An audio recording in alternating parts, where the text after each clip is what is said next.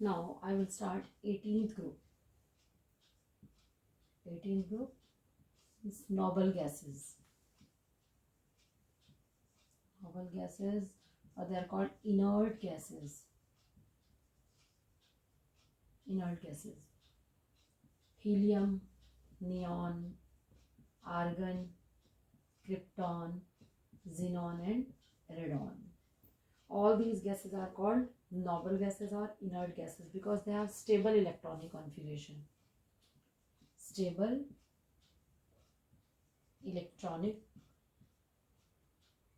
configuration.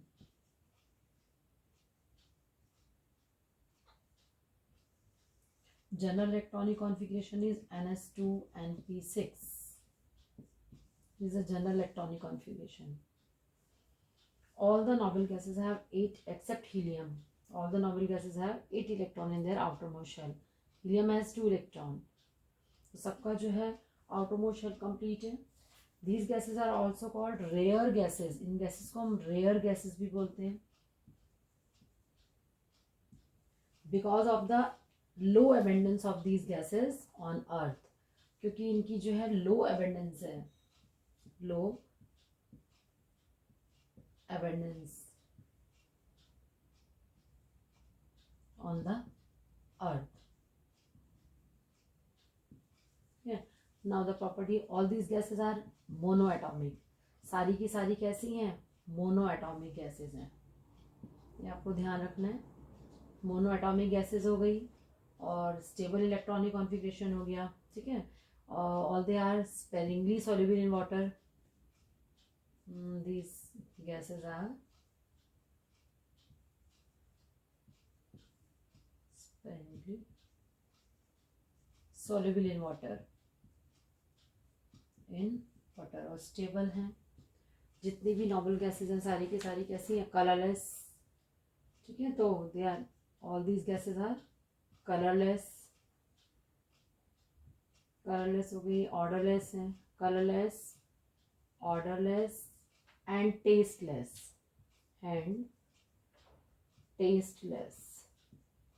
ठीक है. Now the जनन की प्रॉपर्टीज को डिस्कस करते हैं.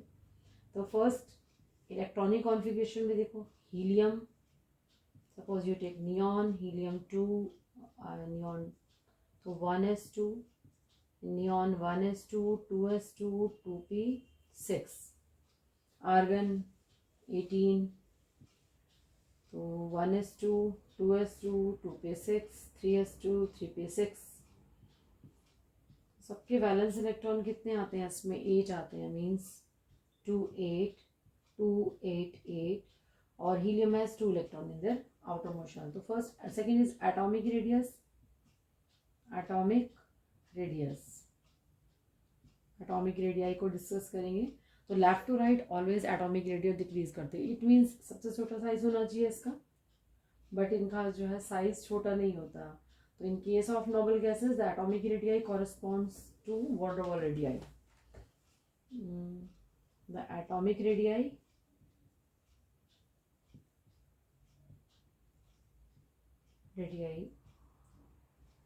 correspond to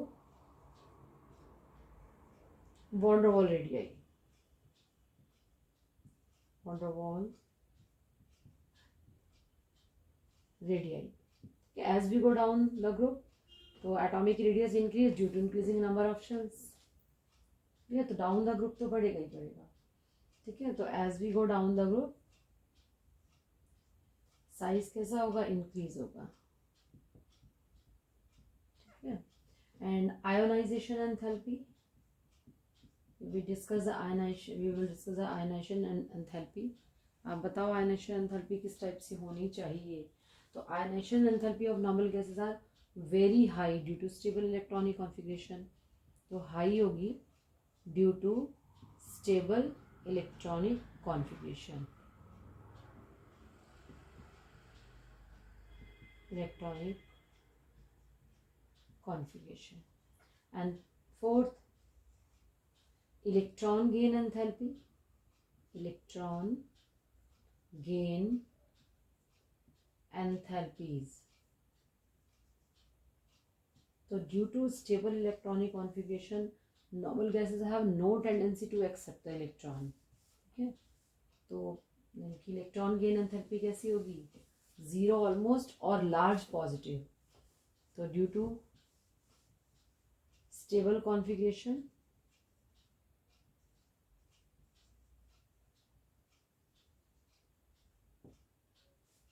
they have no tendency to accept the electron, so the electron gain enthalpy is almost zero or have large positive value,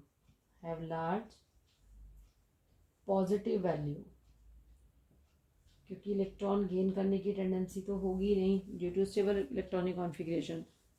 ठीक है, तो इलेक्ट्रॉन गेन एंथैल्पी इनकी कैसी है, ज़ीरो और have large positive value. Now the melting and boiling point.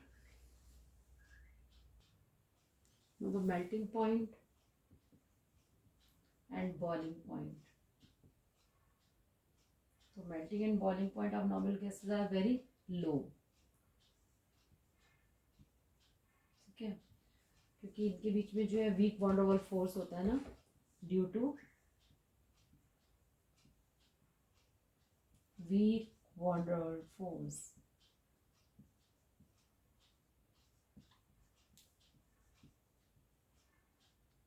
ठीक है, तो दिस बॉन्ड Waals force increases with increase the atomic size. तो डाउन द ग्रुप साइज बढ़ता जाएगा, उसके अकॉर्डिंग जो है इनके मेल्टिंग बॉइलिंग पॉइंट इंक्रीज हो जाएंगे. तो हीलियम स्टार्टिंग का मेंबर है, तो helium has lowest melting boiling point. Helium के कैसे होंगे, helium has the lowest boiling point.